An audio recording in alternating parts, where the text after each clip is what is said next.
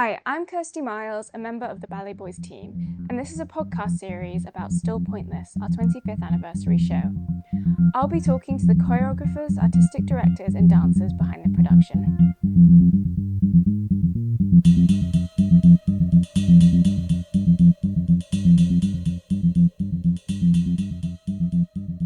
So Javier, your piece fiction has been placed in the exciting position of at the end of the show. Mm-hmm. Can you tell me about the piece fiction?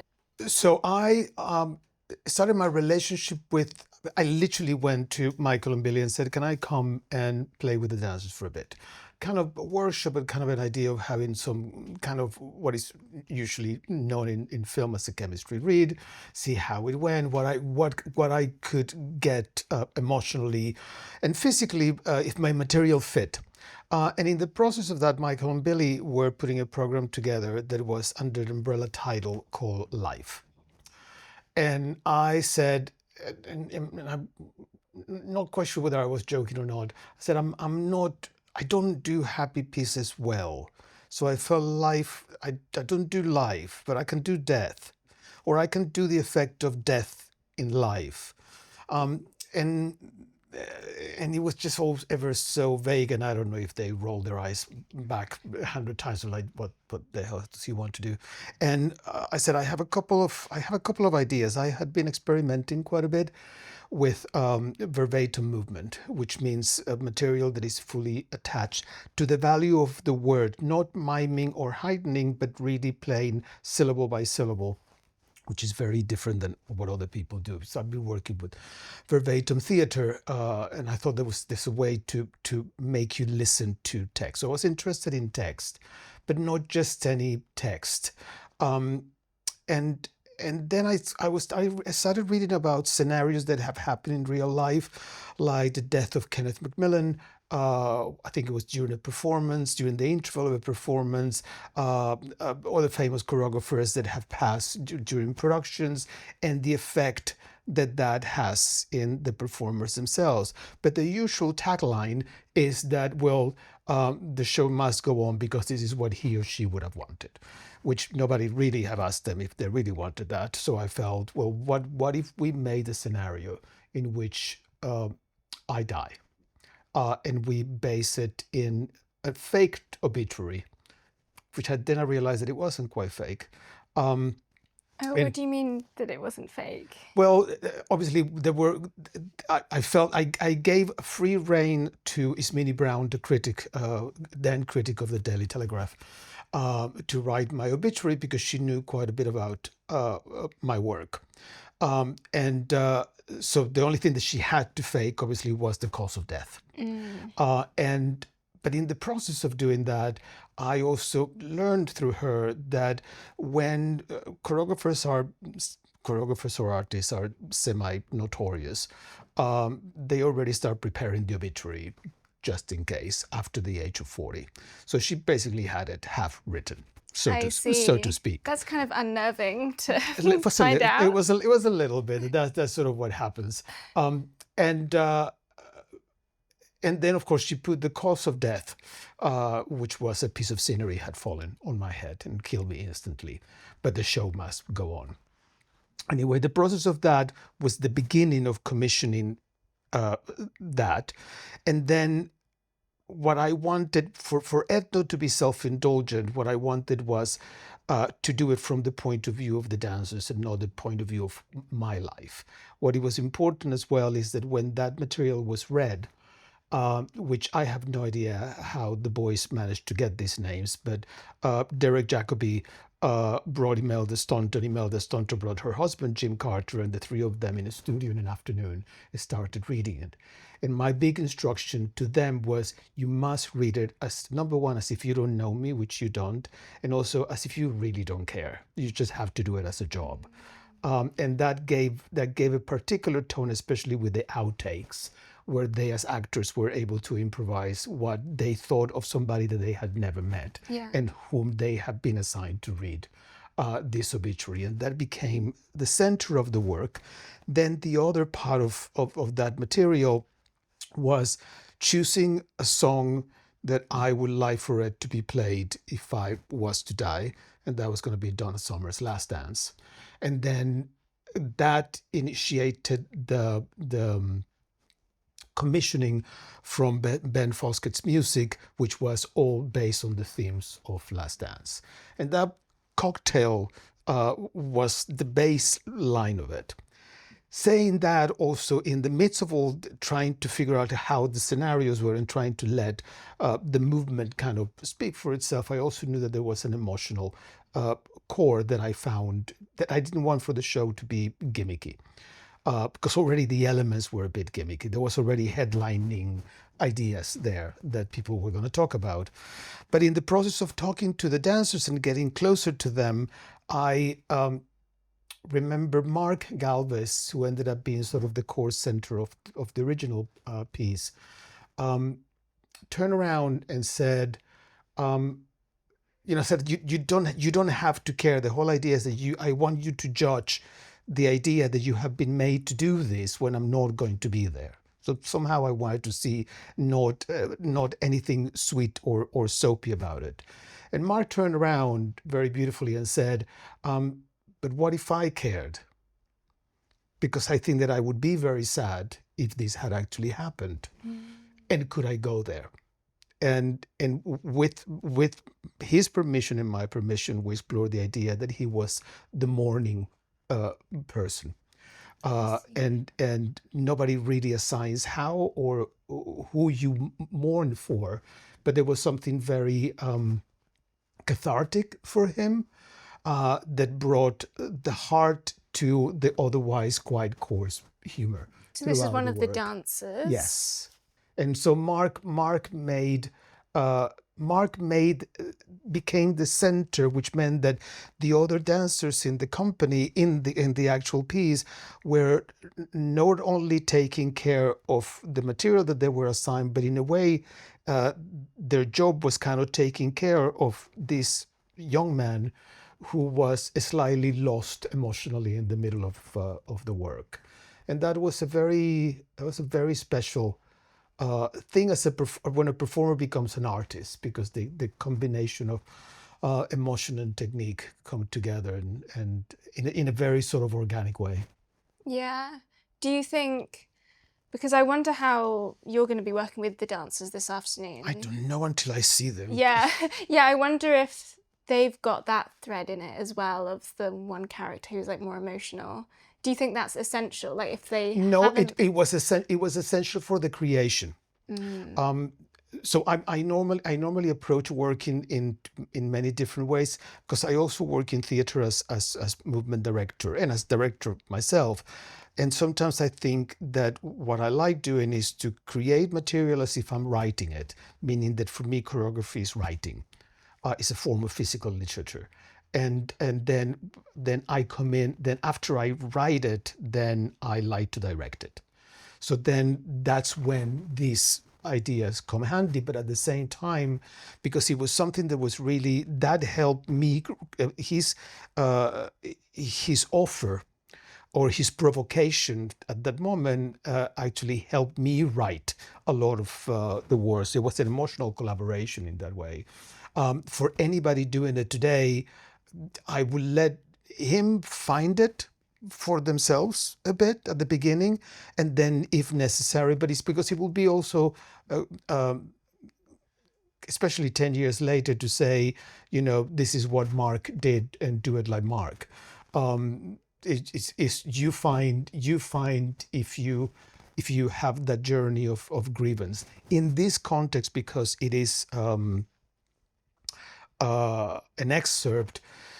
Perhaps there is a short way, but as soon as I see the person that is going to be taking the role, then I will know. But then also it meant that everybody in the cast had a role assigned to them in how they were perceiving the story. Yeah, and I know when I was speaking to Michael before rehearsal started, he was saying that he was excited to revive fiction because it's a chance for each dancer's personality to come out. They can be very different. Yeah. So is that part of it for you as well? Yeah. Yeah, Yeah. I care more about people than I care about dance, really. Mm. But I care about people doing the work that I do on them, and having a sense of emotional ownership, because they have been part of the creation. I love that then the work is passed on to other dancers, like in this case, especially 10 years later. But that idea, that old idea of the dancers who originated apart, is something that I feel that we're losing, and it's a very special thing for any young dancer, young, old, any age dancer, to be Yeah. part of a creation. Have you had to think before coming in today about what you might want to communicate to the dancers about the piece, or are you going to kind of see what they've got and then take it from there? I think I'm gonna do both, because I have a few hours with them, so I think that I'm gonna do both. I'm going to challenge a little bit, because it's physically quite challenging, um, and then what is also, you have to remember that it's 10 years later, and also 10 years the world has changed considerably. Those guys who were young men then, are older today. So this is now more or less the age that these guys were, but it's a different generation. Mm. So I mean, so also my age gap with that generation has widened. Um, so we'll see. We'll Yeah. see. Nice.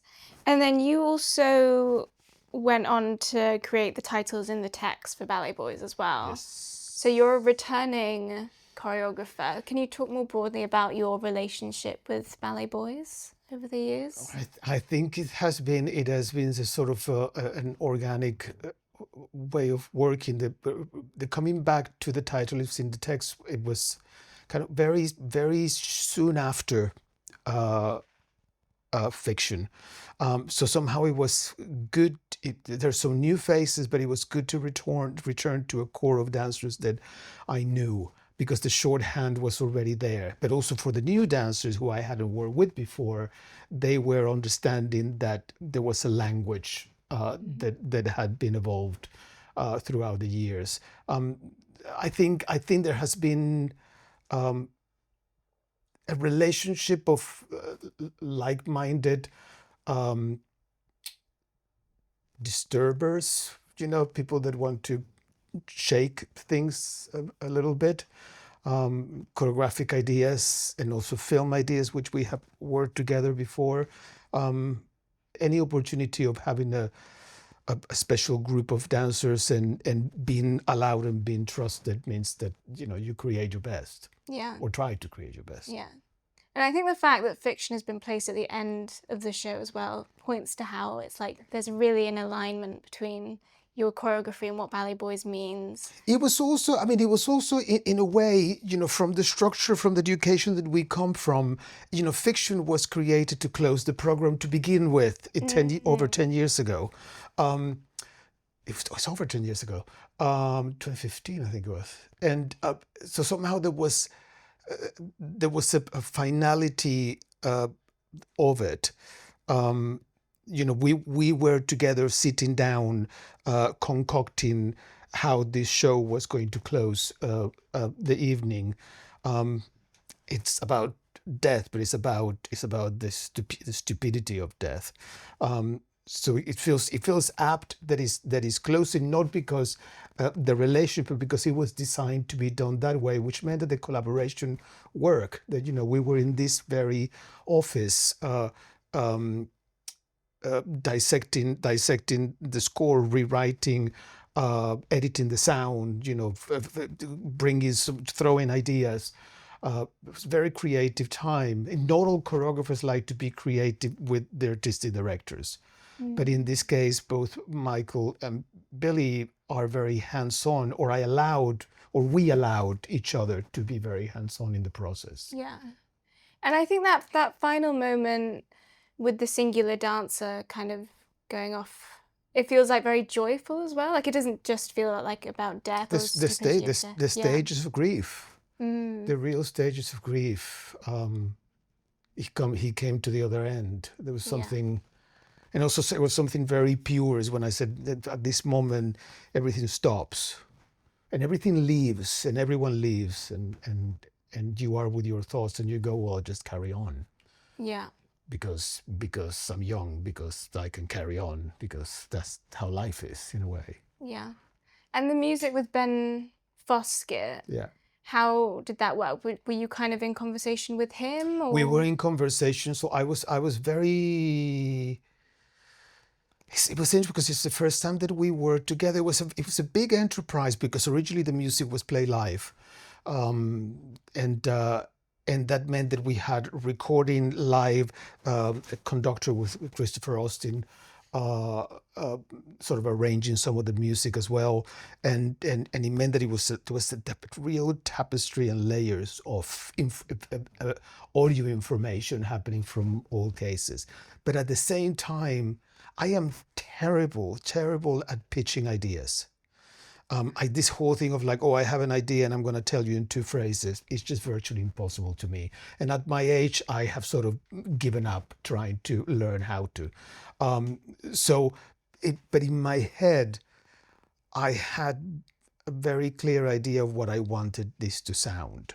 I had just done a work at the National called Every Man with Chiwetel Ejiofor, and there was a moment on the first 15 minutes of the work where a complete full-on movement sequence, again, that it was about death. It was about the death of every man, and he also listened, or I made him listen to uh, Donna Summer, I Feel Love.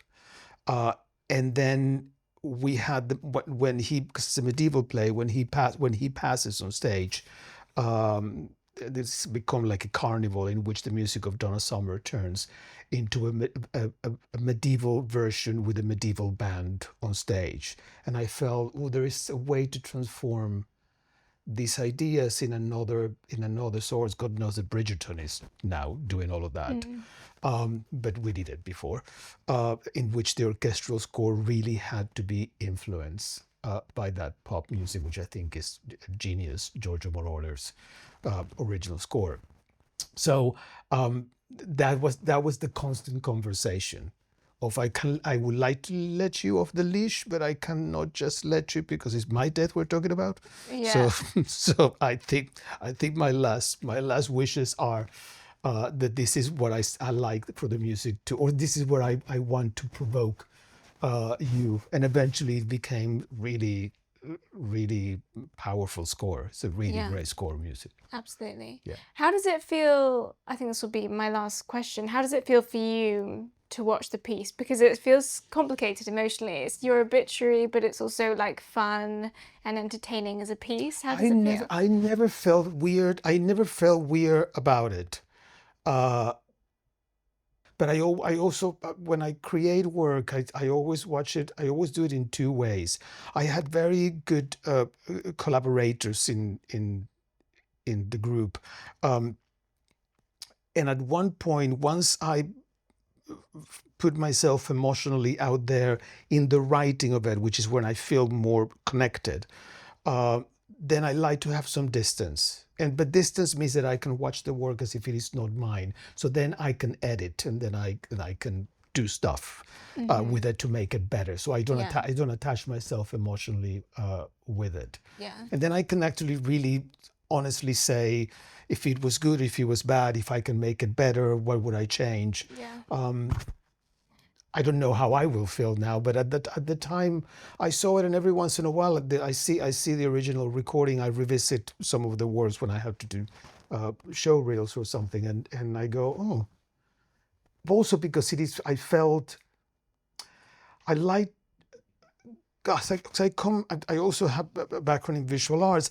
I like the idea that when I create works, whether it's one dancer or it's 10 in this case, that they are kind of portraits in time of a particular moment, of a particular creation.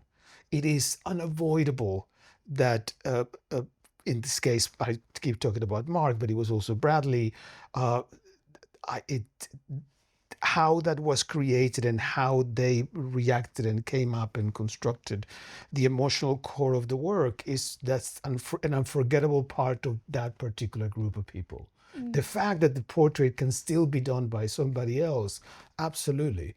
But it was a portrait more than these particular 10 dancers of the company of BalletBoyz in the age of 20 in the year of 2015. It is where the company was at that moment, and the company was very much celebrating this particular group of dancers.